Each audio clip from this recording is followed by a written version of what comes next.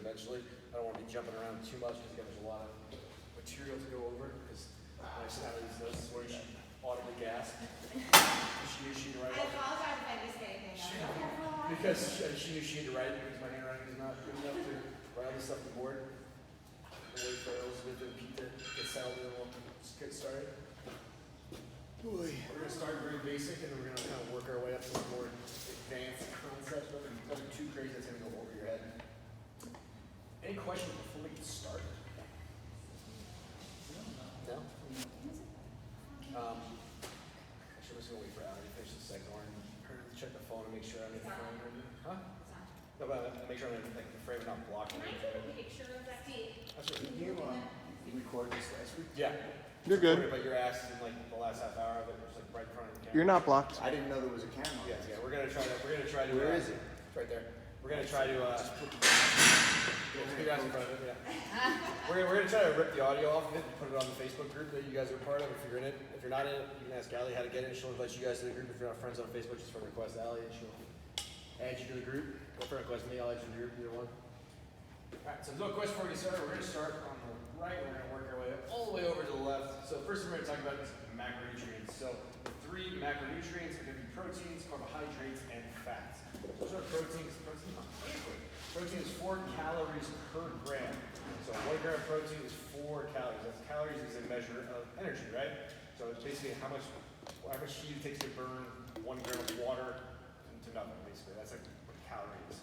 Make sense? Proteins are building blocks of all the muscles in your body, as well as building blocks of enzymes. So they're pretty important because if you want to put on muscle, you need an adequate amount of protein. That adequate amount is going to be between 0.8 and 2 grams per pound of body weight, depending on your goals. Okay? Whether we want to do less body weight, or we want to do less protein, or we want to do more protein, we'll talk about later. But generally speaking, you want between 0.8 and 2 grams of protein per pound of body weight. Per day? Per day. Carbohydrates, same thing, 4 calories per gram. They're the preferred energy source for your body. So there was a lot of talk about like keto diets and carnivore diets and stuff like that. So any carbohydrates, but your body prefers carbohydrates as their primary energy source because they're fast. Okay, fats are a lot slower. It takes longer to develop the enzymes to break down ketones, which is the fat source your body uses for energy. So preferred is going to be carbohydrate. Basically, the goal consumption of carbohydrates is going to be between 0.3 and 5 grams per pound of body weight per day. Carla. Again, we're going to talk about when you want to use 0.3 grams and when you want to use 5 grams. But generally speaking, those are kind of the numbers you want to fall in between. Fats are 9 calories per gram, so they're over double the amount of calories per gram of carbohydrates and protein combined, or individually, sorry. And they're needed for hormone production and cell function. Okay, so you need them, especially women need them more than men. In higher amounts because they need to have more. They have more hormone productions per month than we do because they go through cycles every month. Guys don't have that. We basically just need it for testosterone production and other hormones that run through our bodies. So they're still very important for us. The goal of consumption for carbohydrates is going to be between about 0.3 grams per pound of body weight, and that falls on either end of the spectrum. So women generally need less fat than men in that range just because women are really smaller than men. Yeah. And that's what the only reason. And this can be lowered in very specific circumstances, like for instance, Allie was eating less than 0.3 grams per pound of body weight when she was cutting for her show, but that was not forever. That was just their body fat level was super low, and it's not super healthy, which is why we don't recommend it too often. It's not healthy to maintain those levels for that long period. What are the risks? Huh? What are the risks? The risks are your cycle basically is fucked up. Oh. Because if you're not eating enough hormone, or not eating enough fat to develop the hormones, then your body's not going to go through a proper cycle. Yeah. So you definitely need them as a woman, especially to have more fat than men. Questions about macronutrients before we move on to micronutrients. Cool. Micronutrients are going to be your vitamins and minerals. Okay. You get those from eating regular foods like vegetables, fruits, stuff like that. Even potatoes, starches, meats. They all have protein, they all have mineral content, they all have vitamin content. And basically, what we're looking for is going to be what's the difference between water soluble and fat soluble vitamins. So anybody here take vitamins on a daily basis? So what vitamins do you take? I take the green gummies now. It's just green, there's a bunch of greens on it. Okay, that's what's on anything. Anyone else take vitamins? It's okay. What do you take? Just a multivitamin. Okay, multivitamin. So what's in your multivitamin? Huh? You know what's in your multivitamin? No. Okay. Anyone would know what they're taking? I'm taking a vitamin D and a multivitamin. Okay, so vitamin D, that's a good one. So what, do you know vitamin D is fat soluble or water soluble? Fat soluble. It's fat soluble, so what does that mean? You consume it with a meal or right after a meal. Yeah, you consume it with a meal that has fat in it, right? Because Really? it's absorbed with fat. So vitamin D is absorbed with fat, and then a couple other vitamins, vitamin B's and stuff like vitamin C's are absorbed with water. So anything that's like a fruit-based, think like a fruit-based vitamin, fruit's got a lot of water content to it, right? So most of those vitamins are going to be water soluble. So vitamin C, vitamin B, vitamin D, so that you get from the sun, you're going to need fat soluble. So you need to eat it with a meal that contains fat in order to properly absorb it. If you just have vitamin D by itself, it's not going to absorb as properly Unless as you're shooting it in your ass. I mean, even if you shoot it, that's an oil-based thing, so it comes from fat. Right. So if you go get like a vitamin B shot, that's gonna be a water-based shot. If you get a vitamin D-based shot, it's gonna be an oil-based shot. And the oil's the fat that surrounds it, you're gonna absorb it with the fat. Does that make sense? So micronutrients are really important for immune function, right? We're trying to keep our immune system healthy, especially the last couple of years with COVID and all that shit running around. You want to keep your immune system super healthy, make sure you're getting these vitamins. If you're eating a balanced diet, you should be getting a lot of the vitamins you need just from eating a balanced diet. And stuff like vitamin D is hard to come by, especially what time of the year? Winter, right? Because the sun's only out for like 5 hours a day now. It gets dark at 5 p.m. And we're not getting as much sunlight because it's cold outside. So something with vitamin D, especially during the winter, fall months, is very important. Okay, because vitamin D is one of the biggest building blocks in your body for lots of things. So questions about macro or micronutrients? Cool. So we're now going to start going into like actually like how to construct a diet, and we're going to start with what is your basal metabolic rate, whereas metabolic rate. So no, you should write basal. So your basal metabolic rate is basically what the amount of energy your body needs to just function normally on a day-to-day basis, excluding exercise, excluding meat, which is not exercise-induced thermogenesis, which is a whole other topic we're going to get into today. It gets a little complicated. So basically what your body needs to function on a normal day-to-day basis. So you get up, you go to work, you live your life. How many calories do you need to just be alive? Okay. If you're not eating anything every day, how long would you make it? Anyone know? What's the longest you can go without food? 3, 4 weeks. No, I think it's like a month. There's a famous, 40 days. there's a famous movie Maybe 40 2 days. months. based on it. 60 days? It's a zombie movie. 120 days. Remember this movie 28 Days Later? Yeah, it's all there is. 28 days, 4 weeks is about the amount of time you can go without food. How long do you start without water? 3 days, 3 days. max, roughly. 7 days. Seven. 7 days without water, it's 28 days without food. So your body can survive 28 days without food, but basically your basal metabolic rate is how many calories your body needs to basically function normally without like starving to death or tapping into stores of fat that you already have, and basically just live your life. Okay, that excludes exercise and all that other stuff. It's about 70% of your daily calorie intake. So how do we determine our basal metabolic rate? Anyone know? I know it's already the word, but Basil is called? yeah, basal. Cool. So there's 2 ways you can determine it. One, you can get tested. So DexaFit, the company you go to get DEXA scans, they offer a BMR testing protocol where they will test your basal metabolic rate. They'll tell you basically around, if it's not 100% accurate, but it's probably 90% accurate, so how many calories a day you need to just survive. How do they determine that?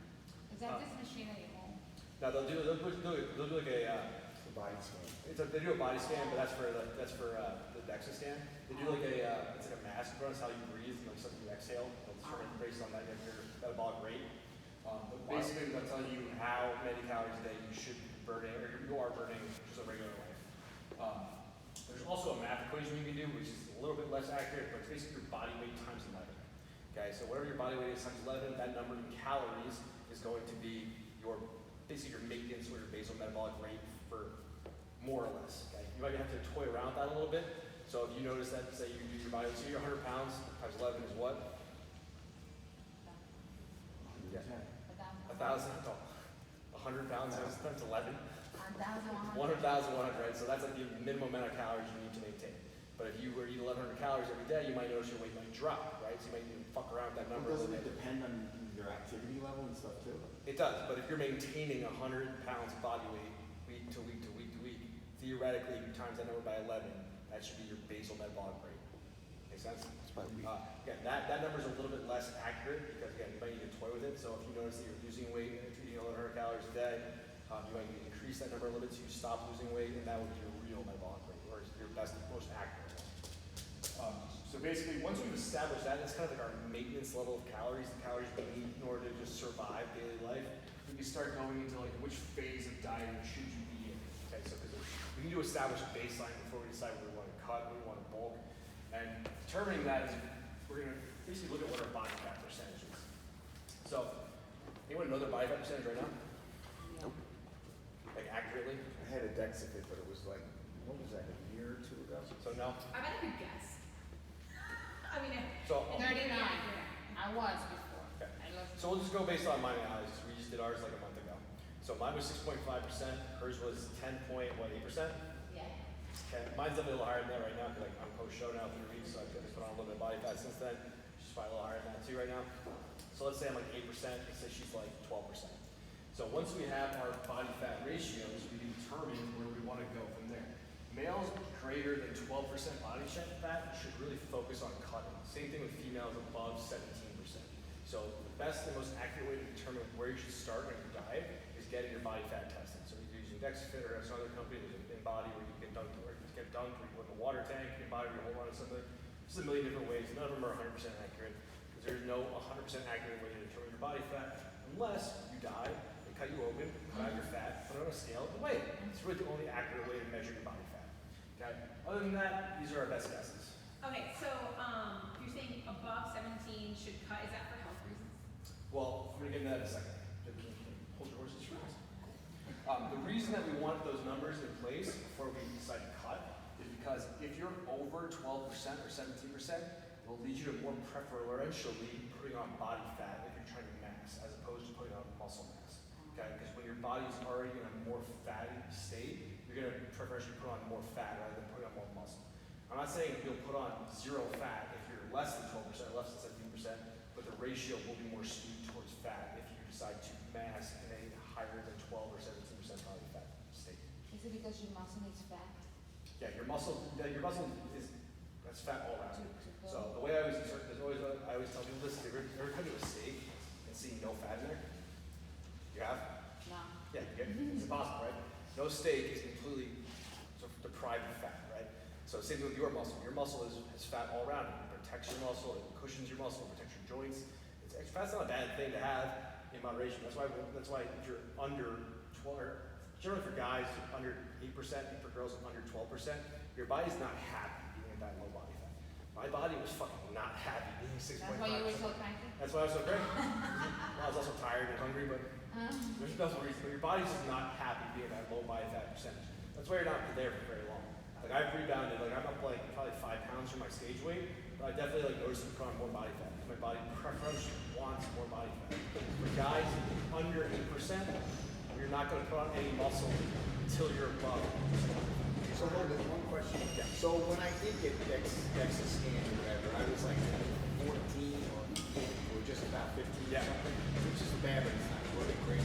It's not bad. So you're saying that now when I'm at that body fat, my body, if I'm eating excess calories, even if it's good calories, my body's wants to put more fat on than muscle. It will be skewed more towards fat than muscle mass. Yeah. Again, and guys under 8%, girls under 12% will generally put on more fat too, because your body's more comfortable in a more fat state than it is in a more lean state. Okay, so if you're too lean, you won't put on muscle. If you're too fat, you won't put on. Damn. So there's a sweet spot between, for guys, it's over 8% body fat, or between 8 and 12%. And for girls, it's between 12 and 17%. Damn, I got a long way to go. Those are kind of the sweet spots. Okay. Any questions about that? All right. So how do we start a cut? We're going to talk about cutting first, because again, most people are not generally just walking around under 12 or under 17% body fat. So most of you guys are going to want to start with a cut until we get to that 12 or 17% body fat ratio, and then we can start worrying about massing from there. Okay. So first we're going to do is we're going to establish our level of calories, our maintenance level of calories. So that BMR, that basal metabolic rate, we're going to define that. So again, we talked about that ratio. We're going to go over that 11 to body weight, so 11 times your body weight. That's a good way to start. Or what I like to do, have you guys do, if you guys have done my diet before, you kind of know what I do. I can track your calories for a week. You weigh yourself on Monday. You track your calories through Sunday. You weigh yourself on Monday again. If that weighs exactly the same, all you need to do is then add up all your calories you eat throughout the week. So say you eat 12,000 calories throughout the week, divide it by 7, and that's your maintenance calories. If you gained a pound that week, that means that you're eating about 500 calories over your maintenance. So if you're eating 12,000, you gained a pound, you know you subtract 500 from that every single day in order to get a maintenance level of calories. Okay, if you gain 2 pounds, 1,000, 3 pounds, 1,500, math goes on and on and on. If you lost a pound, it means you got to add 500 calories to that diet every single day in order to maintain your body weight. It means that would be your that maintenance level. If you lost 2 pounds, 3 pounds, same thing, 1,000, 1,500, yada yada yada. Questions about that so far? I actually do. So would it be better to know that subtracting kind of like working out and then add working out into it? Like, No, because if you're going to be consistently working out, then you want to keep the consistency throughout the entire thing. cool. Okay? So that factors into everything, right? Right. So yes, your basal metabolic rate is determined by you just living your life, not necessarily working out. But you guys are all working out consistently, so that would be added into that equation. If you're burning 500 calories an hour here, we'd want to add that to the equation the entire time. Okay? So assuming that you're going to continue working out Right. throughout your cut or your mass or whatever it is, which you should be doing. So if you lose the weight, keep the same. But if you weight your 25 maintenance calories, you want to set up by 500 per day. And once we find that maintenance level, we can decide if we want to start our cut or we want to start or add to our mass phase. Then once we have that maintenance level, all we need to do is subtract 500 calories from that per day in order to start our cut. Okay, we don't need to necessarily do 500, but that's going to be our best bet if we want to start losing a pound a week. If we don't want to be as aggressive, we can start with 250 and you're trying to lose like a half pound a week and go from there. And if you've never dieted before, I recommend starting with 250, just getting a half pound down a week and then go from there. But a lot of people, it's not enough progress for them. They don't feel like they're losing enough, but again, over time, we'll get there. So, when we look at these, starting a cut, we want to talk about protein, carbohydrates, and fats.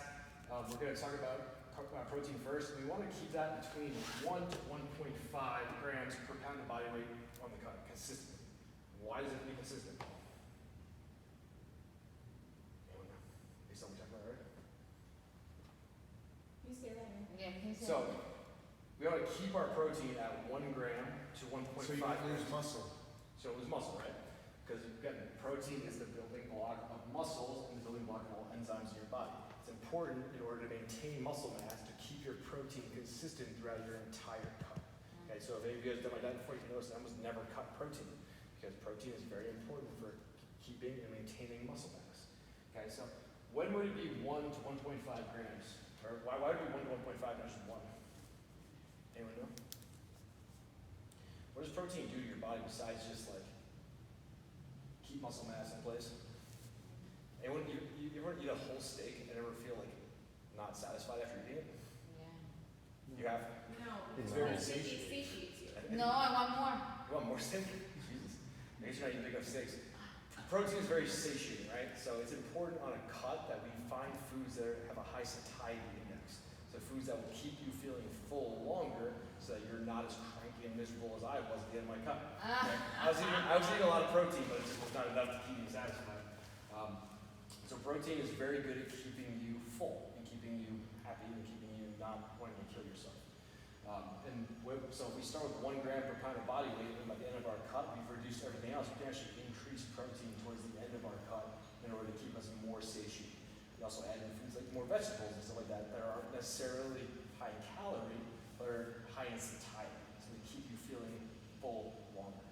Would you say that for protein being satiating, it's important for it to be meat-based protein versus other forms? It is important for it to be meat-based protein because your protein from meat is a complete source of protein. Generally speaking, plant proteins are not a complete source of protein. So if you want to do like a plant-based protein, I recommend getting a blend of proteins. So if you just get like a rice protein, it's not going to have all the amino acids that a rice, a pea, and certain other proteins combined in that together. There are certain plants that do have complete protein profiles, like hemp-based proteins have a lot of a complete protein profile, and nut-based proteins have a complete protein profile. But when you get the nut range, that means you're starting to add fats. Fats are going to be higher calories per gram, so that's not necessarily the best bang for your buck. So again, if you're going to go vegan or vegetarian, hemp-based is going to be your best bet as far as protein sources go, but it's also the most expensive protein you can buy. So even more Actually, it's like probably the second most. Pepto Pro is like the best that you get. That's like super hydrolyzed pectin or casein protein. But you don't need to get But is it worth the money? if you're like a bodybuilder, it's worth the money. But in regular life, no. And if you're strictly vegan or vegetarian and you want to get a complete protein source, you can get a blend, and that's going to be a little cheaper. Or if you want to just go all in with the hemp, that's going to be more expensive, but you're not going to have to deal with multiple sources of protein, especially if you're allergic to something. And we're going to start our cut by subtracting, generally speaking, fats and carbohydrates. Okay. Fats are obviously going to be determined by trying to keep as close to that 0.3 grams per pound of body weight as we can. So if you notice you're eating a lot of fats in your diet, subtract those until you get to that 0.3 grams per pound, and then trying to go lower than that, especially if you're a woman. We don't want to generally go lower than 0.3 because we talked about before, hormone production is super important for women. And again, not as important for guys, but again, we still need cholesterol and stuff like that to make testosterone, so don't just drop fat to 0 first.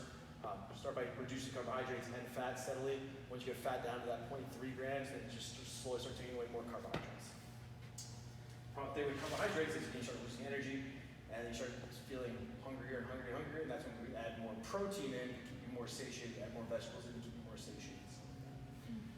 Again, focus on high satiety foods. We talked about that already. Adding more vegetables, adding more stuff, it's going to keep you feeling full longer in between meals.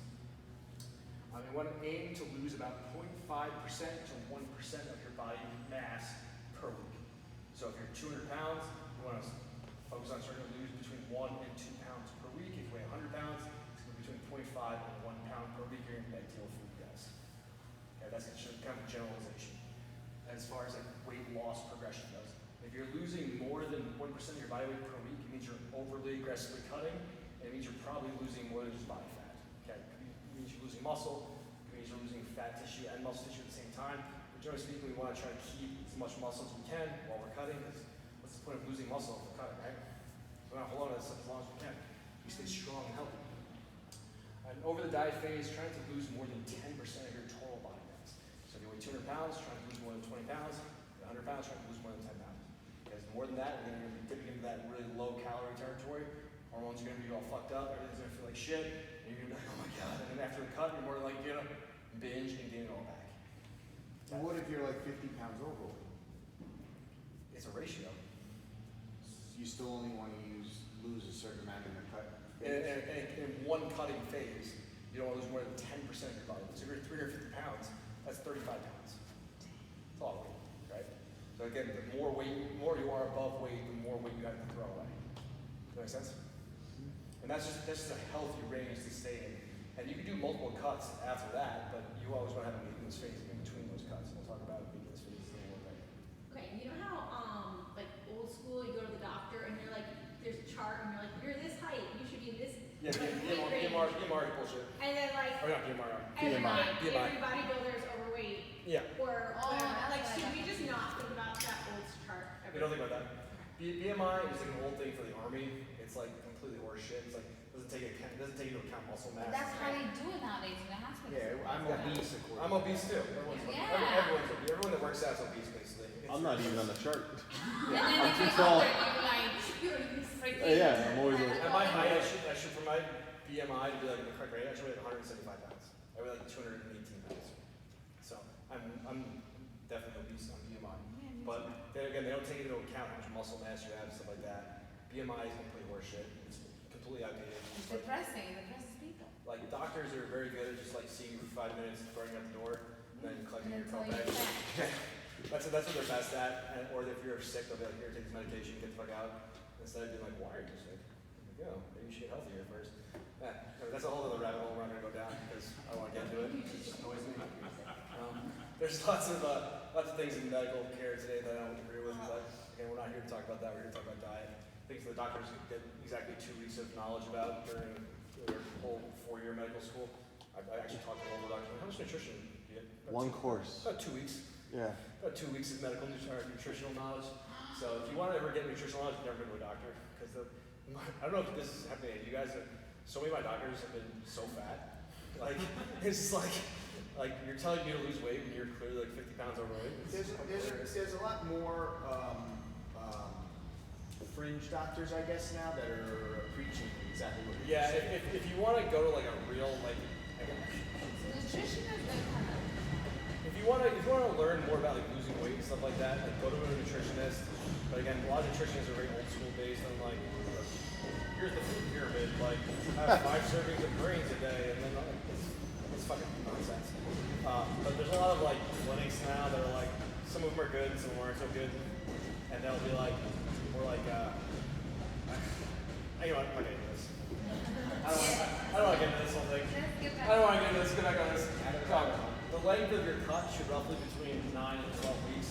That's going to be determined by how aggressive you are with your cut. So if you're like all in, like I'm going to jump to like losing the highest amount of weight I can per this percentage per week, your cut might be on the shorter end, like 9 weeks. If you're more slow and steady with the race kind of person, that's going to be more towards that 12-week mark. And again, the more aggressive you are, the less time you're going to want to be on that cut because you're going to feel hungry really quick. Again, a lot of you guys have done my diet here before, and you know that like, the first couple weeks you're not even hungry at all. Maybe after like a month you're like, okay, I'm starting to feel a little hungry. After like 2 months you're like, okay, I'm starting to feel this now. And then once you finish the cut, you're like, okay, I'm ready to fucking eat like a normal person again. And that's kind of the way like diets work. If you just do them correctly, if you just jump from 0 to 100 really quick, that diet's gonna be a lot shorter. You might get the same results, but you're gonna be a lot more miserable along the way. That's why I prefer like a 12-week cut as opposed to like a 9-week cut, because at 9 weeks is gonna be miserable, while 12 weeks will be manageable. Does that make sense? And again, during those 9 to 12 weeks, we're shooting to try to lose about 10% of our total body mass, because again, that would be the best ratio in order to lose the most amount of fat while maintaining the most amount of muscle. Assuming you're eating enough protein, assuming that you're following these kind of guidelines as is. Question about cutting. Cool, let's move on. So you're already super lean, want to add some muscle, massing is for you.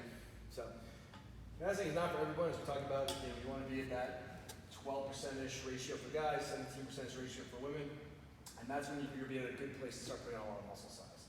Okay? How do we determine if you want to be on a mass? And ratios 12% for guys, 17%, and you hold that number for at least 3 months. Okay, so if you're at 8 to 12% for at least 3 months, it means that you're ready to cut, or you're ready to add mass. If you're at 17 or 12 to 17% for at least 3 months, you're ready.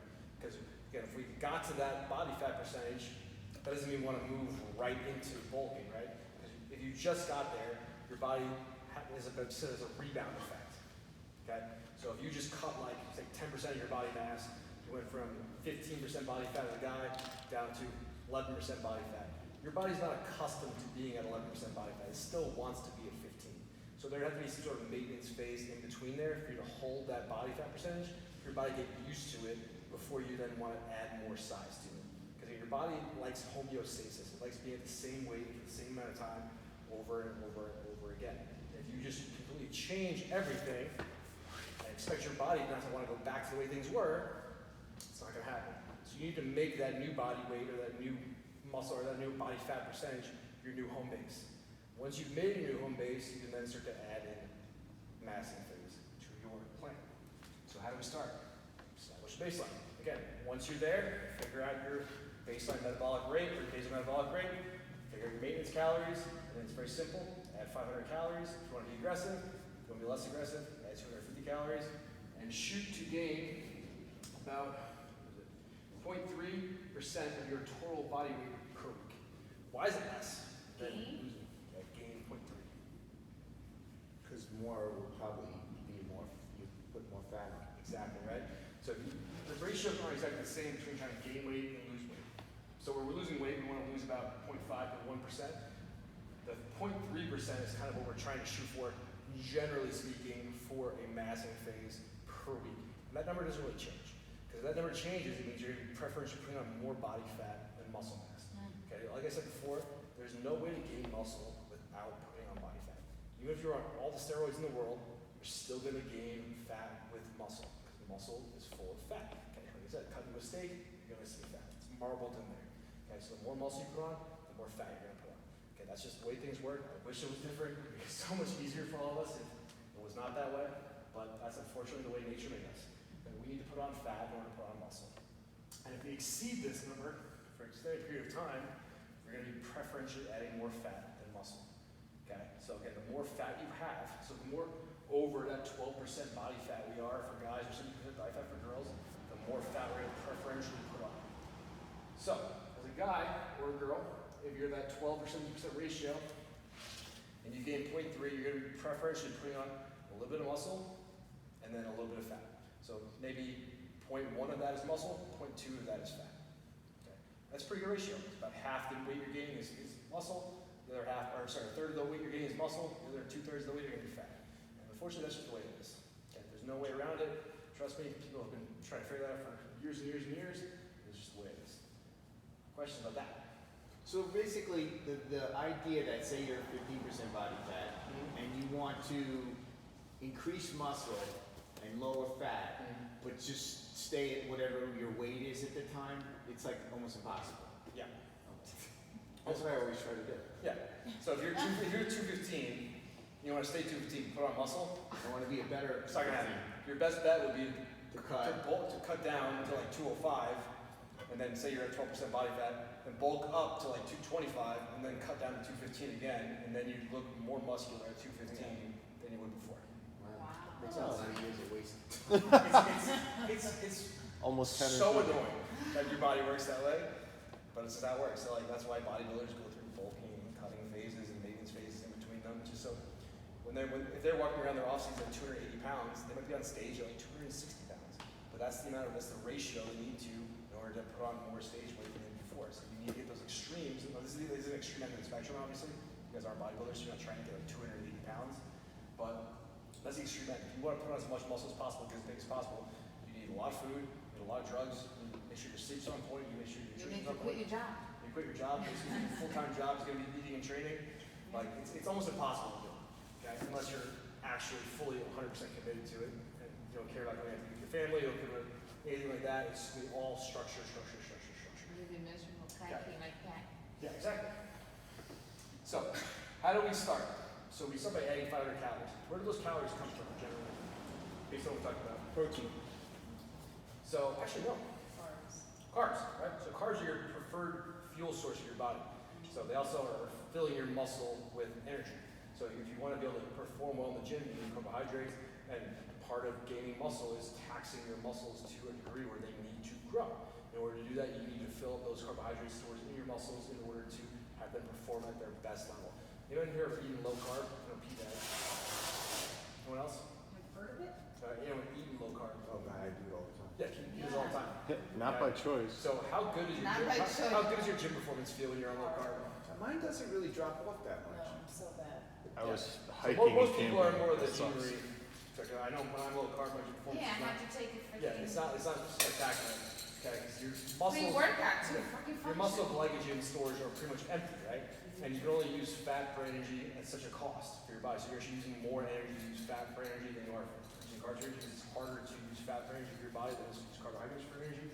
So if you're having less carbohydrates in your muscle, it's going to be harder for you to get those peak contractions in your muscle in order to tax the muscle sufficiently enough in order to put on tax the muscle enough to add muscle size and add muscle density to that muscle. Does that make sense? So you need carbs basically in order to push your muscle to a point where it needs to grow. Okay. It's super important if you want to add muscle in the long term to have a relatively higher carbohydrate diet. And that's why this number fluctuates so much between 0.3 and 5 grams per pound of body weight. So again, if you're like an endurance athlete too, so if you're someone that like runs ultra marathons, you're going to be towards that 5 grams per pound of body weight. If you're someone on a cut, towards the end of your cut, you're going to be towards that 0.3 grams per pound of body weight. That's why that number fluctuates so big. Okay. Protein, the reason that fluctuates between 0.8 and 2 is because actually protein or carbohydrates are protein sparing. So if you're doing a massing diet, so me and Allie are about to enter a massing diet coming January, we can actually lower our protein down. We don't need as much protein because we're eating so many carbohydrates that our energy levels are going to be so high that we're not going to need them in order to, we're not going to need as much protein in order to maintain the current muscle mass we have, because there's a process called gluconeogenesis where your body will actually turn protein into carbohydrates if it needs to.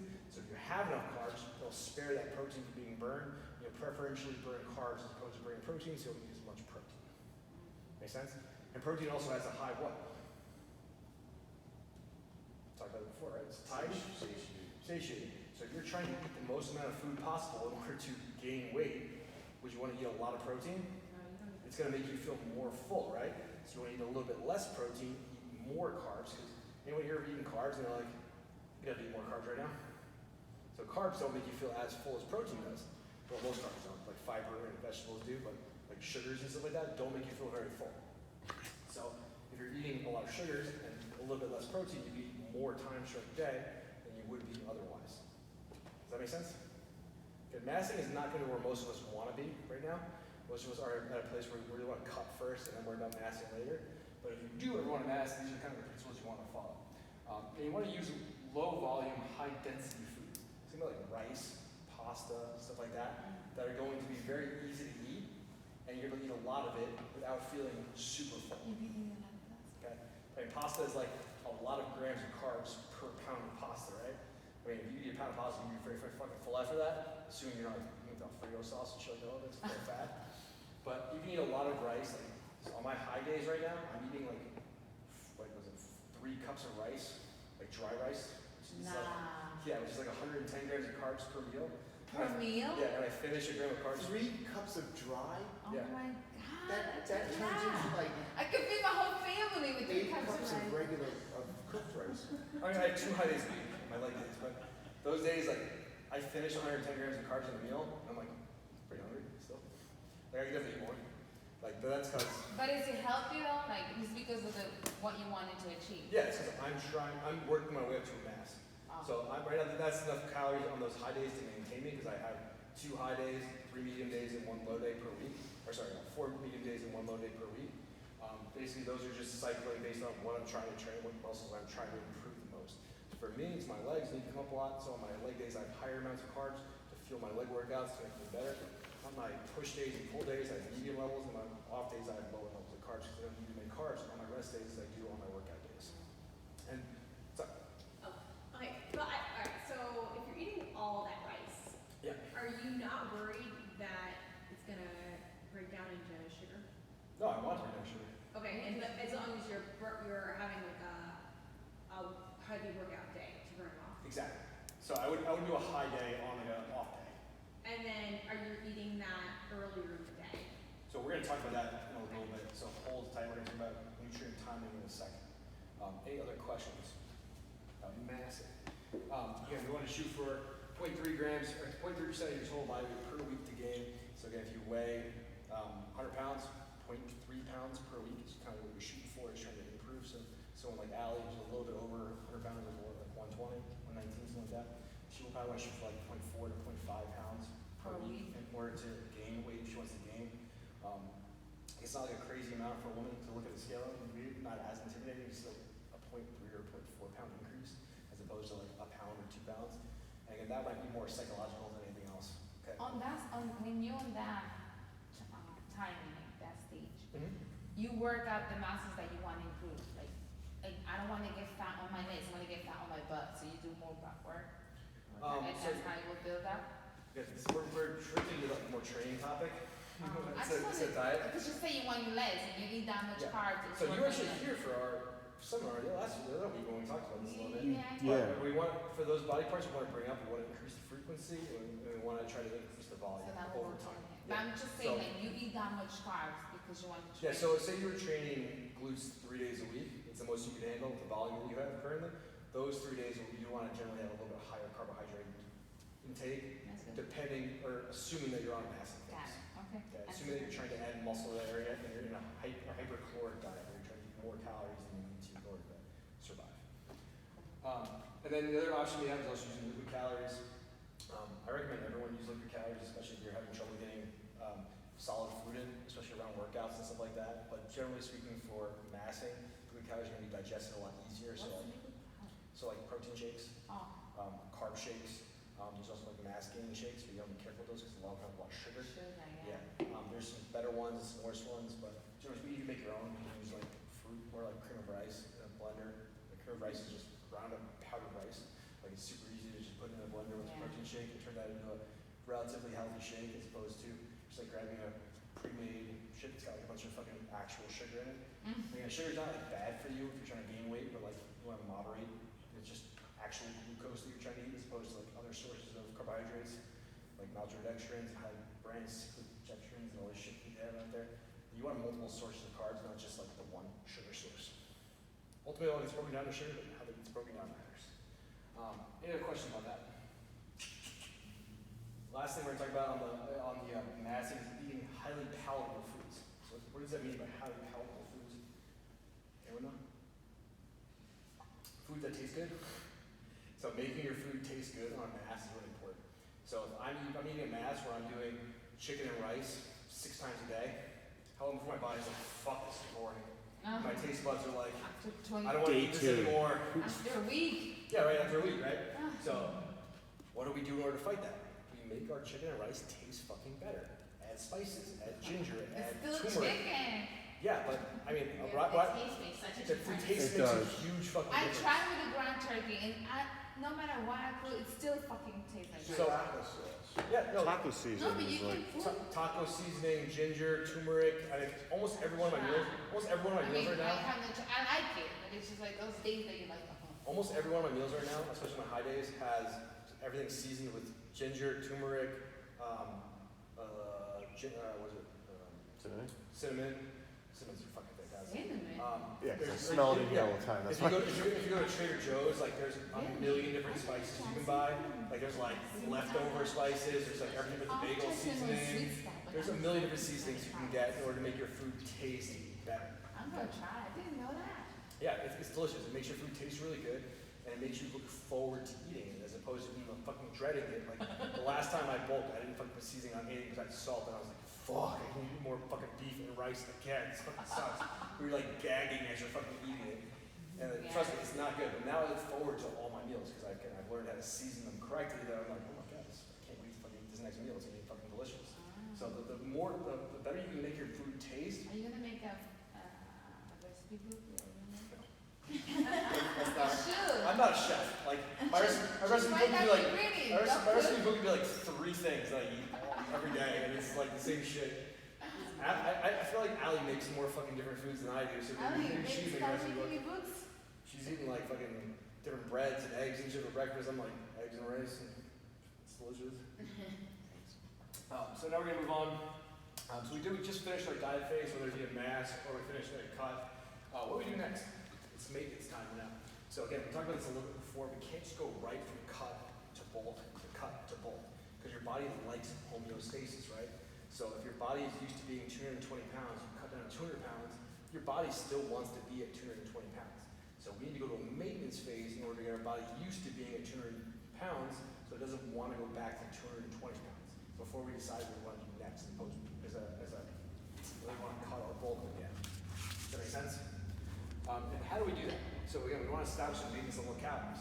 So if we're on a cut, it means we're eating less calories than our body needs to survive, right? So we want to increase those calories very slowly over a certain amount of time in order to get back to not losing weight per week, okay? So if you're losing a pound a week, for instance, add 500 calories to that per day, and you should theoretically not gain any weight. That's not always how it works, okay? Your body at that point will be very slow metabolically, so your metabolism will be very low. So, because the lower food you eat, your body slows everything down. Because your body's like, I don't know when my next meal's coming, and the next meal's not gonna have a lot of food in it, so your basal metabolic rate will actually come down because your body doesn't want to get rid of that food that quick. It wants to absorb as much out of that food as it possibly can before your next meal comes in. Okay, so if you increase that by 500, your metabolism is going to go up. You actually might drop more weight by adding in more food at the end of the cut than you would otherwise. So that's very, very common. So should you like get back in touch with the BMR semi-frequently through these cycles? What do you mean? Like, as you said, as you eat more calories, you might go up with your rate. So Yeah. would you have to like? Well, that's what maintenance is kind of for, reestablishing your BMR. Okay. Okay? So is that like when you guys would maybe go and get another Dexafit to be like? I wouldn't do it yet. Okay. Okay? Because your body's still in a state of flux, right? Right. Because your body's still not happy with that homeostasis point yet. Right. So basically what would happen at the end of the cut is your body's in such a depraved state that everything is slowed down. Right. And you start adding calories back in, everything's going to start to speed up again. So when that speed up happens, you might start dropping more body weight just because now it's got more fuel to play with, and your body's going to be like, oh shit, you have more energy, so you can use more energy, and that using more energy will cause you to drop more body weight. Got Make it. sense? So like one of my clients right now, I've had him on maintenance for like 7 weeks about, and the first 5 weeks he actually continued to lose weight even though I was increasing his calories every week. Okay, but now we've got to a point where he's maintaining about 162 pounds body weight for the last 3 weeks, which means we're at the perfect spot for him to hold maintenance until we want to start our next bulk or our next cut. So that would start the 3 weeks at that point when you've actually hit me? Yeah, once you hit maintenance, you then want to, that's your point. So Okay. this is kind of like there's kind of a little bit of an in-between there before you reach that maintenance level, but we consider that all part of maintenance. Okay. And how long should our maintenance cycle last? You want to know? 3 months. So the answer is it depends. Depends on how long your cut or mass phases were. So generally speaking, if you spent 9 weeks cutting, you generally want to do about 9 weeks of maintenance. So you spent 9 weeks of maintenance, or you spent 12 weeks cutting, 12 weeks of maintenance. Because again, your body needs to get back to homeostasis. It might take 3 or 4 weeks for you to get back to maintenance level, and then hang out there for the next 12 or 9 weeks. So that'd be 12 weeks total. Does that make sense? And the reason we want to do that is to reestablish our body's homeostasis point to being at our new body weight. Okay, again, it might drop a little bit once we start that, or assuming we're coming off a cut, it might drop a little bit based on where we're at, or if we're coming off a mass too, we might have to lower the calories down, and we might lose a little bit of extra weight. That's okay, but we want to find a weight that we're comfortable at. The cool thing about maintenance for cutting, especially, is you might notice that you get back to the same level of food you're eating at the start of your cut, but now you're 10 to 15 pounds or whatever you are lighter.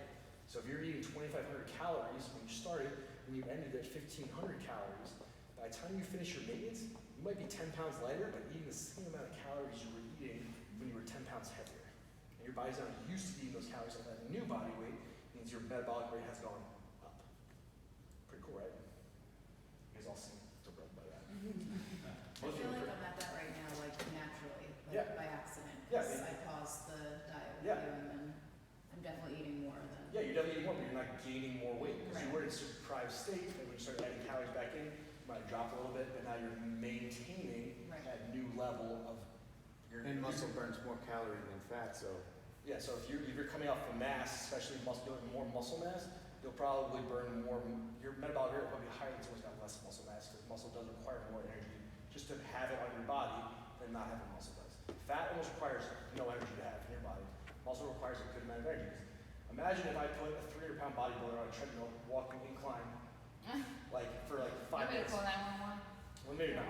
But like, with it, say I had Pete doing the same thing. They're both like 300-pound bodybuilder, and how much do you weigh? 250 pounds? right now 215. Yeah, 215. So if I had a 300-pound guy, it's bodybuilder, like super jacked, and I had Pete walking on an incline treadmill for 5 minutes. Within 3 minutes, the bodybuilder's gonna be sweating profusely. Pete's gonna be like, this is fucking easy. I'm gonna do this all fucking day. Because that bodybuilder's got a lot more muscle on his body than Pete does. More fat. So it's requiring more energy for him to walk uphill, even at a slow rate, than it would for Pete. Make sense? So he's burning more at that short period of time than Pete would be. So the more muscle you have, the higher your basal metabolic rate's gonna be, the less you're gonna have to do in order to maintain that muscle. Make sense? So, and also, what also determines how long our maintenance should be is how aggressive you were with your cut. So if you were like super aggressive for 9 weeks, you might want to diet longer. You might want to maintain longer than if you were just gone slow and steady. Because what happens is that you want to rebound right after your cut, and your body wants that. The more aggressive you are, the more aggressively it wants to rebound. So you want to take a little bit longer of maintaining that new body weight to make sure that you're not going to like binge yourself back into that like super heavy state that you were in before. Any questions about maintenance?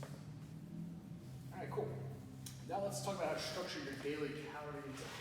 So now we've established we want to cut, or we want to bulk, or we're in a maintenance phase. How do we want to eat those calories? Okay, so we know how many calories we want to eat, be it whether it be maintenance or cutting or massing. Now how do we distribute those calories throughout the day? So first thing we're going to look at is protein is going to be evenly distributed on all the meals throughout the day. So if you're 150 pounds, you want to eat 5 meals a day. How many grams of protein is that per meal?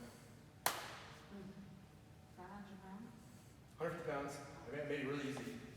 5 meals a day, 150 pounds. 25. 30.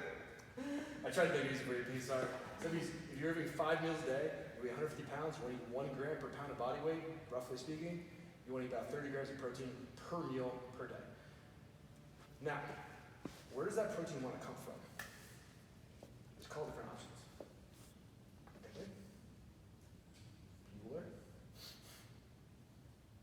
we want to eat from like really fatty steaks? No, No. Lean sources of protein, right? So we're talking about lean meats, ground beef, that's like Turkey. over 90% lean. Ground turkey, it's over 90% lean. Chicken breast is fine. Turkey breast is fine. Deli meats are okay, but you might get listeria now, so be careful with that. And white meats, right? White meats, fish are generally pretty good. Avoid fattier cuts of fish like salmon and stuff like that. Because we're trying to keep the fat relatively within that 0.3 grams. If we're adding a fatty source of fish or a fatty steak every single Shrimp meal, is fine, right? shrimp's generally okay, but you gotta watch out because cholesterol levels in fish can be kind of high, especially for women. Guys, cholesterol doesn't matter as much unless you're predisposed to having high cholesterol in your family. But cholesterol is important for developing testosterone for guys and for women too, but women need more moderate than guys do. Again, unless you guys have higher cholesterol via genetics, which is not great, but we already talked about that right now because I'm not a doctor. I just play one on TV. So generally speaking, we want to use the protein evenly distributed throughout the day. Okay, the reason is because frequent protein feedings keep you satiated. They also make sure you're maintaining muscle mass throughout the day and you're not in a state of catabolism. Catabolism is when your body is breaking down muscle tissue. The more protein you eat consistently throughout the day, the less catabolic you're going to be, the more anabolic you're going to be. Anabolic means you're growing muscle. Because as your protein gets broken down to amino acids, the more amino acids running through your body's not going to want to break down protein because it's got sufficient amounts of amino acids. That's why vegan diets aren't that great, because the profile of vegan proteins don't have complete amino acid sources. Okay? Or unless you get those blend proteins or you get that hemp protein. So what about frequency? Like I eat like 2 meals a day in that 8-hour window thing.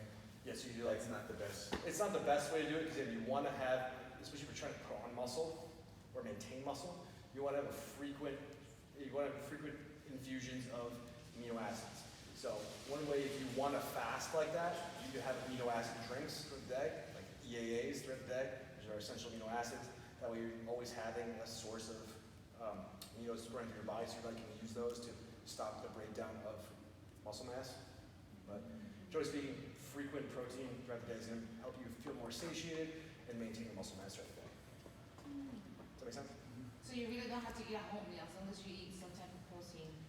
Yeah, I mean, whole meals are obviously better, but protein is going to be what you want to look for. Like for someone who don't have a breakfast, like I hate breakfast, right? I have to push myself. We're going to talk about that. Oh, okay. Don't worry. So, carbohydrates are going to be predominantly consumed before, during, and immediately after workouts. So, I'm not saying all your carbohydrates are going to be eaten around your workouts. So, like for someone like me, my height is going to be 500 grams of carbs a day. I'm not going to be eating like 200 grams before, 100 grams during, 200 grams after, and have no carbohydrates the rest of the day. But predominantly, most of my carbs are going to be before, during, or after my workouts, with a little bit scattered throughout the day. And the reason that we do that is we want carbs to fuel our performance, right? We want to make sure that those muscles are topped off, those glycogen stores in our muscles are topped off with carbohydrates, so we have the best performance in the gym possible. Okay? And then the further away we get from our workouts, the less carbs are needed. Because, again, if we're sitting on our asses all day after we work out, do we really need a ton of energy going into our body? No, right? Now that does change if you have a very active job. So if you're a construction worker, moving heavy bricks all day, you're going to want to evenly distribute those carbs throughout the day, just like we would with protein. Because if your job is very physically taxing, you're going to want to eat carbs throughout the day because you're using energy throughout the day. You want to make sure you're not breaking down muscle. You want to make sure you're topping off those carbohydrate stores all day long as opposed to just during your workout. But again, sitting on your ass all day, it's not really that important that you're eating carbs after you work out or further after you work out than normal. Now, I'm not saying if you're eating 500 grams of carbs that you're eating like 200 before, 100 during, 200 after. It could be like 200 before, none during, 100 after, then another 100, and then 50, 50. That way it's just less throughout the day. Make sense? Types of carbs you're going to eat are going to depend on the proximity of your workout. So faster digesting carbs, you're going to want to eat around your workout. Slower digesting carbs, high fibrous carbs, you're going to want to eat further away from your workout. The reason for that is because we want to be able to absorb those carbohydrates and utilize them during our workouts. So Carla said she doesn't like eating in the morning, right?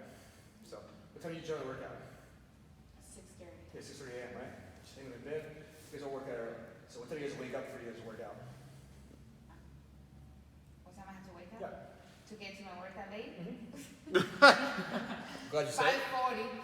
So 5:40. So she gets about 50 minutes before she works out. What time do you get up? 6. So you're at 6 for 6:30? So, in both your cases, it's a little bit different just based on the proximity time of the workout. But generally speaking, liquid calories are going to be your best friend. Okay? So if you want to make sure you're fueled for that workout, a protein shake with a carbohydrate powder in there too is going to be your best bet if you want to top off those stores without feeling like disgustingly full.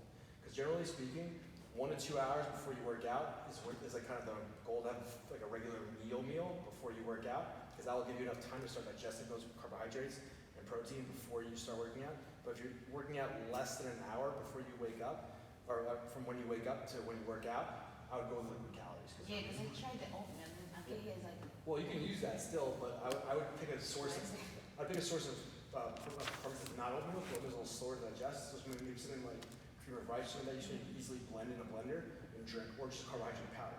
Because then you have those carbs on hand in your body, ready to go, because it digests super fast, because the liquid is absorbed a lot faster than solid. When I was doing that Renaissance periodization, Yeah. and I was working out in the morning, what was it? I would have like protein and Kool-Aid, like drinks. Yeah, Kool-Aid, Gatorade, Like Kool-Aid? sugar. well, just basically sugar, right? Because you want Gatorade, dried Yeah. Gatorade and protein. Yeah, you There was want. a guy at my old gym who used to have like a donut, like an hour before his workout. I mean, It's not the again, healthiest, but that's. I wouldn't probably necessarily go fine. with donut because it's got a lot of fat in it, Yeah. and fat will slow down the digestion of your carbohydrate.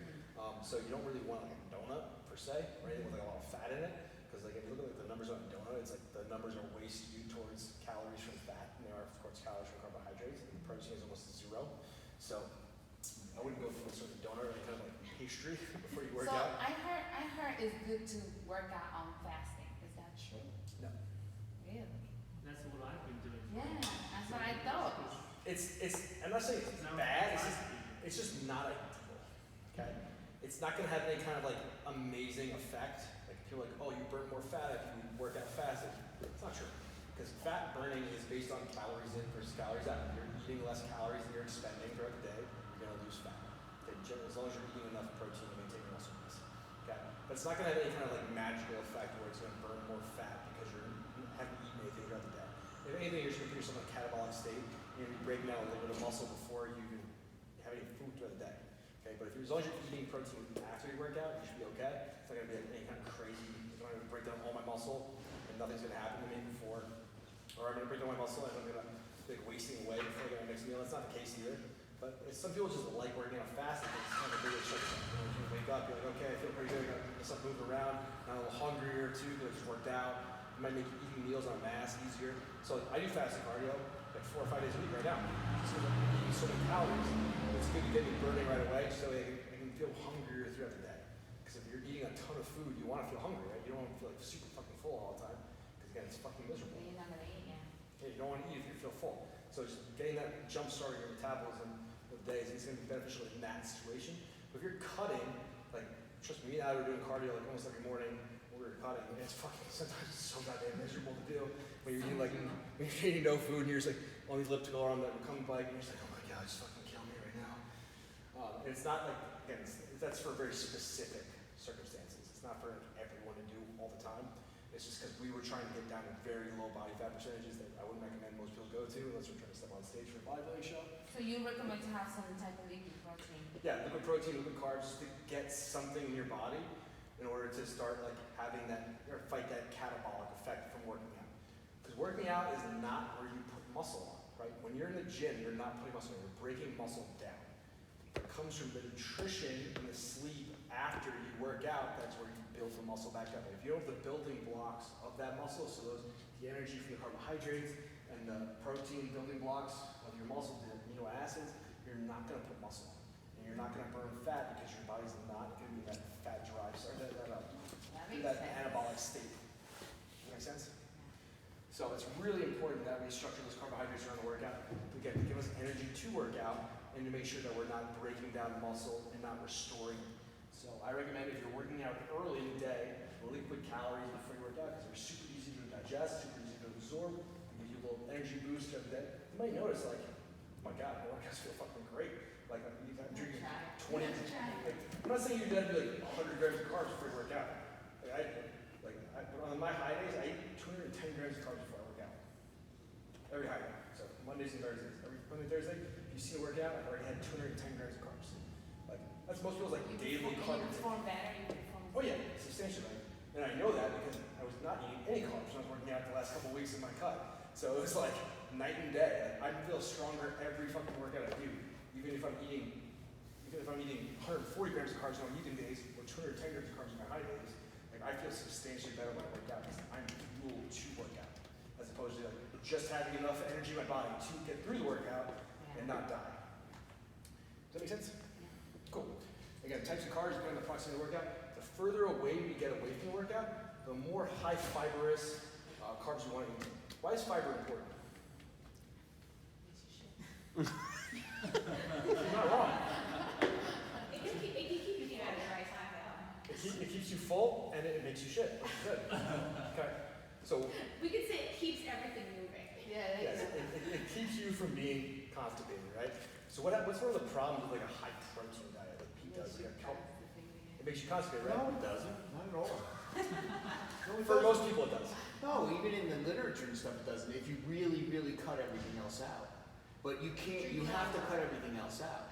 Yeah, if you just eat protein. In fact, like, and that's, like Rogan talked about, it's absolutely there's true. an The first time, adjustment if you do straight up carnivore with fat and meat only, those first couple of weeks, you are like shitting your brains out. So why is that the case? Because your body's like trying to adjust to There's still an adjustment. no fiber, No, but you're not Tons of constipated. fat, You're right? not using. No, it's because your body turns the protein into carbohydrates, right? So it basically turns your protein into sugar. And then it's basically like having a fiber without having a fiber. But what fiber does is actually makes your stool loose, right? Protein is what makes your stool hard. So if you're eating, like, say you're eating like a keto diet with high fat, high protein, that's when you get really constipated right away. Okay, if you're eating keto, then you could have explosive diarrhea right away, or you could have regular bowel movements. It's kind of how it works. But if you're eating a balanced diet, your stool should always be like relatively the same consistency. It shouldn't either be diarrhea, it shouldn't be like hard as a rock. It should be somewhere in between the two, where it's like you're not like you're passing a child every time you go to the bathroom. Yeah. So it's like that's kind of the ideal goal is you want to just have regular, normal bowel movements consistently. So if you notice that you're eating consistently, like protein, you're eating 5 times a day, you're eating all these consistently, you'll notice your bowel movements are relatively consistently too. And that's a sign of a healthy gut biome. It means everything in there is moving correctly in order to intake and then get rid of all waste products that you're developing. Make sense? And the fiber could come from the vegetables. Fiber comes from vegetables, right? So a lot of fiber comes from fruit and vegetables. So the further away you get from workouts, the more of those fibrous vegetables you want to put in your food, and even a little bit of fruit gets put in there too. Okay, fruit's important mostly for micronutrients because it's got a lot of sugar in it via fructose. And fructose is stored in your liver, so it's kind of responsible for a lot of fatty liver diseases and stuff like that. So it's kind of a bad rap. But as long as you eat it in moderation, it's not bad. Okay? So you don't want to eat like a ton of fruit. Like all your sugars want to come from fruit, but all your sugars want to come from other carbohydrates. You want to kind of have a nice blend of everything. Because if you have too much of one thing, basically with anything else, if you have too much fucking alcohol, Yeah. it's bad, right? If you have too much fat, it's bad. If you have too much protein, it's bad. Anything in moderation is good. Anything in excess is generally not so good. Okay? So generally within an hour of your workout, you want to have some form of protein and carbohydrates. Okay? It could be a protein shake, it could be a carb shake, it could be a full meal. But within an hour of that workout period, in order to avoid catabolism, in order to turn off catabolism and turn on anabolism, so get rid of that muscle breakdown state and go into that muscle buildup state, you want to have some form of protein, some form of carbohydrates. Carbohydrates will refill the glycogen stores in the muscle. The protein will then turn into amino acids and start repairing the muscle. Make sense? Cool. So it's really bad. See, for me, I eat like 6 hours after I work out. Okay. Bad is relative. Not ideal. Okay. So, if you look at the literature, you'll put on more muscle if you're eating in closer proximities to your workout, especially if you're eating carbohydrates and protein. And there are ways around that, like things like EAA drinks and stuff like that have aminos in them. Will kind of turn off that catabolic state right away. But whole meals are always going to be better because they have more micronutrients, more vitamins, more minerals. Again, it'll help your body just be healthier in an immune state. And if your body's healthy in general, it's more likely to put on muscle. Because what happens is when you're sick, your body wants to put on muscle. It's like the last priority for a sick body to put on muscle. Basically, everything's the last priority for a sick person, besides getting better. Your body wants to get better before it does anything else. So the healthier you can maintain your body, the easier it's going to be to lose fat, you're just going to be to put on muscle, you're just going to do everything. But there's no time because when I come to the workout, I get home by 8:30, let's say. I'm hungry by 9. Yeah. So I make my meal, like my first meal is around 9, 10. Yeah, so if you finish working at 7:30, you're maybe 9, it's like close to that hour. You know, So it's when I close. drink that liquid protein, I might not be hungry when I get home. But you just So I had a still meal. gotta eat. You don't. No, you don't. That counts your meal. Oh, okay, so I could go a little longer without, because sometimes I might. Yeah, so imagine, again, if you say, imagine you had 30 grams of protein, 30 grams of carbs before you worked out, then you worked out, boom, you have another shake right after you work out, you used to have 2 meals throughout your day. So as long as they have those same numbers that you're supposed to hit, like that's fine, right? Whether it's liquid or solid, doesn't matter. What matters is, like, depending on the phase of dieting you're in, so if you're at a cut, you're gonna want to eat more solid food, because it's gonna be more satiating, right? So it's gonna fill up your stomach longer. So if you're in a cutting phase, I wouldn't necessarily go for liquid calories as much as I would go for solid calories, because it's just gonna make you feel, like if you drink a protein shake with carbs and you're cutting, within like an hour, you're like, fucking hungry again, and then I can't eat for another hour, this fucking sucks, I'm at work, I can't fucking sleep away. Like, that's not gonna be fun. But if you eat a solid meal an hour after work, that might be like 2 hours later, you're like, now I can eat, as opposed to having to wait. And is that good to fast when you're cutting or when you? No? So fasting is like, I wanted to put a whole section on this about fad dieting, but this would have been, we're already like an hour in, and this would have been even fucking longer if I went into fad dieting. Fad diets are kind of like extremes, right? So like fasting for like 16, 24, 72 hours, like, yeah, they might have like some good effects once in a while, but is it really gonna be a way you want to live your life forever? Like, this approach is sustainable, which is the biggest thing with diet, is it sustainable, right? So if I'm doing keto, if I'm just eating super high amounts of fat, moderate amounts of protein, and almost no carbs, like how long are you gonna put butter and olive oil in coffee before you're like, this is fucking disgusting, I don't want to do this anymore. Like, I don't know if any of you guys have ever eaten a real keto, I but tried. I've done it before, it's fucking disgusting. Like, you feel like a fucking slob. Like, I remember I used to fucking put sticks of butter in my coffee.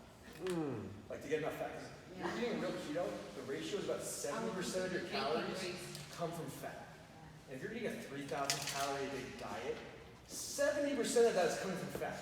And you can't eat protein either with that fat. Because if you're eating protein with it, your protein's gonna be too high. But you do lose weight though, because I did lose weight. You lose water very quickly because you're not eating True, carbs. true, you're right. And every gram of carbs you eat holds 2 grams of water.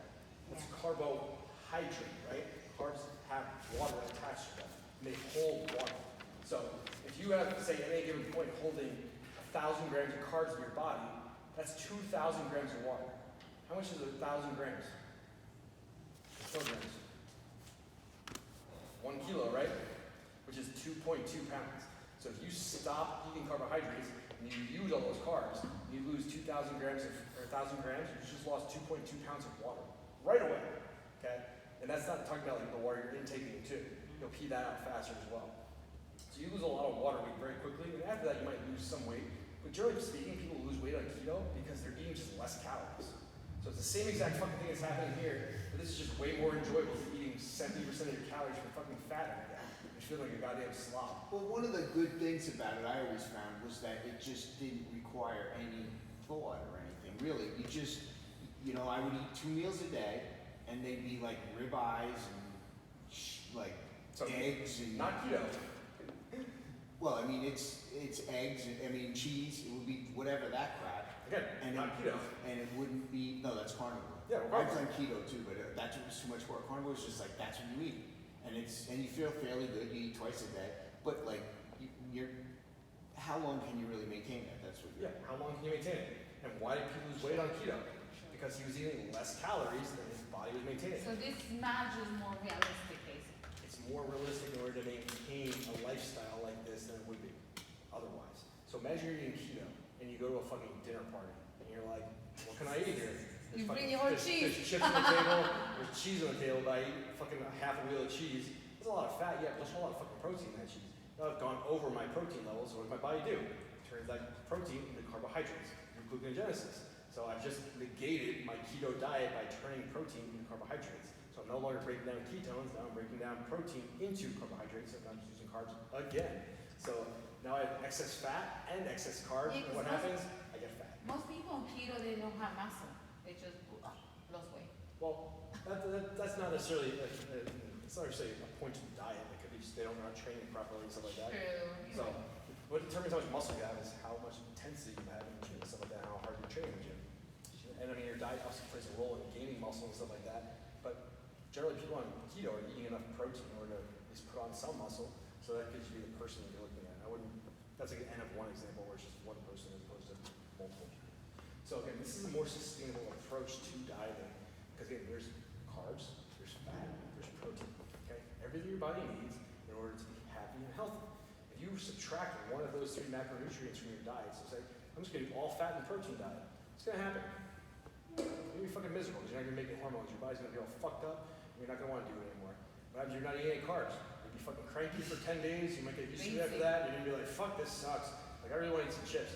I really wanna binge on some fucking sugar right now. Eventually, it'll happen. Like, all it takes is one time to be like, fuck, I've been pretty good for like the last 3 months, I'm gonna eat a fucking cookie. And then for the next 3 weeks, you're like, all I wanna do is fucking eat cookies. That's what happens when I go away. Because sugar is like a drug, okay? Your body craves it, okay? And if you're not eating it in the form of like healthy sugars, like fruit, and rice, and potatoes, and starches, and stuff like that, your body's gonna wanna get it from wherever it can. Whether it's breaking down protein or to make it, or whether it's like, I binged once and now I wanna binge every fucking day. How many times that happen to you where And you're then like, you forget. doing carnivore, and you have like one binge, you're like, that was really good, and the next day you wake up, you're like, I really want to do another binge. And eventually you get into it again. It happens, right? Look, yeah. I feel like I've heard it said that before, where it's like, yeah, it was pretty good for like 3 weeks. And then I had like a piece of cake last night, now all I want to do is eat cake. Well, my strategy was never to be like carnivore for life. I just go back to it so that I don't gain weight. So he's using it to like maintain, but if you just do something like this, you get to lose weight as he wants to, go to maintenance when he wants to, live his life a little bit more easily on maintenance. I like the sound of all this, but it sounds like so much work. So Figuring all this shit out, cooking rice and all that. That's true, it is work. Let's be realistic, it is work. how many things in life don't require any work in order to get results? True, I know. That's my biggest thing. It's Yeah, like, that's true. how many times can you just be like, I want $1 million, and someone just hands you $1 million? No. I think like if you really want it, you put the work into it. Like even the guy that won the Mega Millions had to work to get enough money to buy a Mega Millions And you ticket. still right? do it. Yeah, like that guy the guy that sold the Mega Millions got $1 million from selling it. So to sell that ticket, he could build his business enough to be able to get the lottery fucking tickets and then sell them to people. So there was a lot of work behind It is whatever a lot, happens. in yeah. life. I think it's commitment. Like if you Yeah. committed to it, you Yeah, really nothing is for free. Like everything's going to require some level of work in order to achieve the result you want, whether it's in your business, in your personal life, or in your diet. But this helps because knowledge also helps. Like you have to know what you're doing to be able to do it. Definitely. Cool. All right. So again, fat's consistent around 0.3 pounds per body weight of fat, or 0.3 pounds per body weight of for fat, because that stays consistent. Again, hormones are really important, especially for women, so we want to maintain that number as best we can. And that's going to be again away from your workout is going to be one where you want to have more fats. Okay, because again, fats slow down the digestion of carbohydrates. So if we're trying to get carbs into the muscle as quickly as possible, and we're eating like, say, like one of Allie's favorite meals is rice cakes with almond butter or peanut butter on top of it. She wouldn't want to eat that around her workout because that's going to slow down the digestion of those carbohydrates, and she's not going to get those carbohydrates into her muscle fast enough in order to then utilize them during her workout. But if she wanted to eat, if she had some carbs left over after a workout, like several hours later, she could throw those into those meals after she worked out. Or if it's greater than 2 hours before she worked out, that's also fine. But generally speaking, fats are going to be absorbed, are going to be pushed to later in the day if you're working out in the morning, or earlier in the day if you're working out at night. Does that make sense? And then fats are consumed mostly post-workout period. Okay, it's assuming you're working out earlier in the day. If you're working out later in the day, you can a lot more before you work out, and then a lot less after workout. So if you're working out 7 p.m. at night, and you go to bed at 9, you pretty much want to have like no fat before you go to bed. And most fats in the morning. Questions about like any of the structure and where you should put your calories in the day? And again, these are ideal. Okay, this is like if you're an athlete trying to perform at a high level, this is like where you want. There's no problem with evenly distributing everything throughout the day. Okay, especially if you're just, I just want to live my life, I want everything to be easy, I want all my meals to have the same amount of nutrients in them, totally fine. Okay, if you're looking at performance as your goal, so say you're in a massing phase or you're in a cutting phase, that's what's going to be more important. If you're in maintenance, it's fine to just evenly distribute everything throughout the entire day. But if you're Okay, good. So if I'm going to bed at 9 p.m., should I stop eating by like 7:30? Or no, there's really no like true like time you should stop eating before you go to sleep, unless digesting is having. So say you're like on a mass diet, and if you eat like you're super full before you go to bed, it might not make you sleep as well. You're trying to digest all that food and you're laying down like in your stomach, it might not feel that good. But generally speaking, there's no like cutoff time for carbohydrates or protein or fat. As long as you're able to sleep and digest before you go to bed, like or as long as you're able to digest and not have it affect your sleep before you go to bed, that's fine. So that's a myth? Also, like, there is literature that says that eating carbohydrates around your sleep will actually help you have better sleep. So that'd be a reason to have carbs before you go to bed. But again, if we're working out super early in the morning, and then by the time we get there, we're kind of out of carbs for the day, it's not a big deal not to have carbs for you to sleep. It's not going to affect you that much. Any other questions? Cool. I kind of forgot what I was saying before that, so let's move on. All right. Good. So we're now going to talk about supplements. So these are the supplements that actually are proven to work. Okay. So if you guys want to take supplements, these are the ones I always recommend. Okay. So whey/casein protein. So whey protein is going to be super fast digesting protein. So usually I go with whey isolates, especially if you're sensitive to any kind of like lactose intolerance. So regular whey is the byproduct of like cheese making and milk making. So it's got a higher level of lactose in it. You'll notice that if you look at the back of the label, it'll have a little bit of fat and a little bit of carbohydrates in it. That carbohydrates are going to be your lactose. Okay, so that's going to be, if you're sensitive to lactose and you can't do whey, you can probably do whey isolate. I'm not saying everyone can, but isolate is going to be what you want to use because they generally filter it like a lot, so it gets rid of a lot of that lactose, so it's just protein. So that's a way to figure out if you're getting real whey isolate. Look at the label. It should have almost no carbs in it at all and no fat in it at all because it's super filtered, it's super isolated, so it's just protein. Okay? And that's going to be super fast digesting. So it's going to break down the amino acids, get in your bloodstream really quick, turn off the catabolism, turn on anabolism, boom, ready to work out, ready to fuel our workouts with protein, and then good to go. Casein is going to be a slower digestive protein. So your body's going to break it down at a slower rate. So when would be a good time to have casein protein? At night before you go to bed. If you want to keep those catabolic processes down, keep the anabolic processes going, having a casein shake before you go to bed is a great way to keep yourself satiated overnight and to keep everything metabolizing as you're going to sleep. Okay? The problem with casein is it sucks. Okay? Tastes nasty? It doesn't mix good. It does not mix well. It's like very chalky. There's a certain brands you can get that are better than others. Generally speaking, casein is like very like thick and powdery and kind of fucking disgusting. No, it doesn't mix good. Even if you blend it, it doesn't Even if you blend it, it doesn't mix very well. And like the scoop is bigger than the. Yeah, it's bigger. It's generally What about like egg whites before you go to bed? egg whites or egg protein is generally a little bit more. They consider like more of like a medium digesting protein, so it doesn't go as slow as casein or as fast as whey. It's kind of in between the two, and that's fine. But some people